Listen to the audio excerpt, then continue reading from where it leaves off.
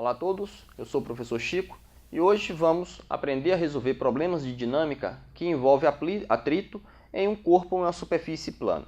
Inicialmente, imagine que eu tenho um corpo que está inicialmente em repouso sobre essa superfície. Entre esse corpo e essa superfície há atrito. Eu aplico a esse corpo uma força. Apliquei uma força F, só que devemos lembrar que para esse corpo entrar em movimento, é necessário que essa força aplicada seja maior que a força de atrito máxima. Ou seja, a força de atrito máxima é a máxima força que, entre aspas, prende o corpo à superfície. Se eu aplicar uma força maior do que aquela que está, entre aspas, prendendo o corpo à superfície, esse corpo entrará em movimento. Nesse caso, então vamos explorar exatamente esse caso. Se a força que eu apliquei for maior que a força de atrito máxima, esse corpo vai se movimentar nessa superfície, ou seja, ele ganhará um movimento acelerado nessa superfície.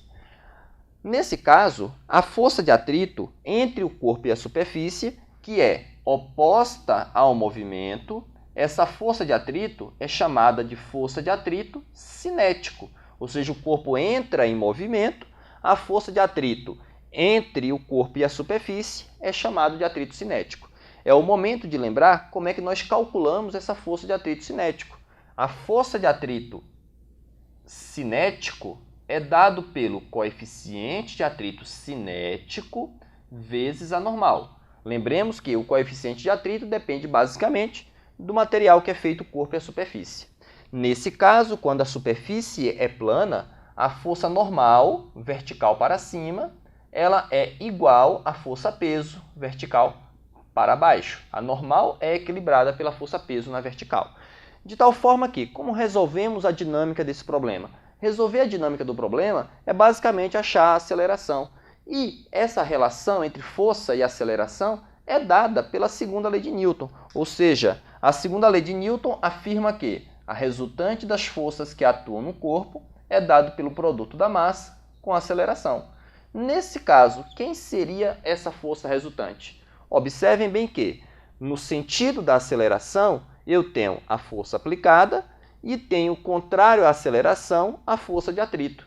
De tal forma que, se eu tenho no corpo duas forças em sentidos opostos, a força resultante é a diferença entre essas forças. A força resultante, então, é a força aplicada menos a força de atrito. Isso é igual a massa vezes a aceleração. Então, juntando as informações aqui presentes, nós conseguimos achar a aceleração. Para ficar um pouco mais completo a nossa análise, a força de atrito é o coeficiente de atrito vezes a normal, onde esse coeficiente de atrito é o cinético.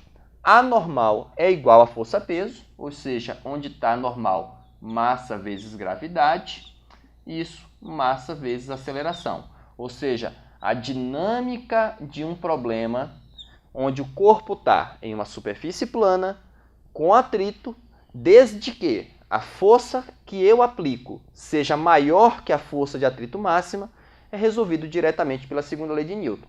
Obviamente, essa solução é assim quando está envolvido apenas essas forças aqui presentes.